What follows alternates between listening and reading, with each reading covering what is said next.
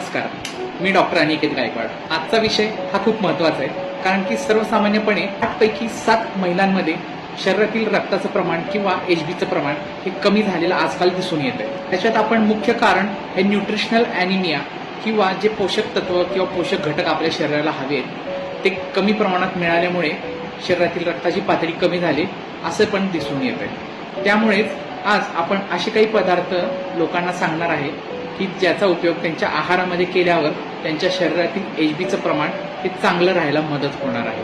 तर त्याच्यामध्ये सर्वात प्रथम जे काही फळ असेल तर ते पहिलं फळ म्हणजे डाळिंब। अशा लोकांनी रोज एक डाळिंब कमीत कमी खावं। त्याच्यासोबतच खोबऱ्याचा कीस, अंजीर, काळे मनुके, बीट किंवा गाजर असे काही पदार्थ असतात।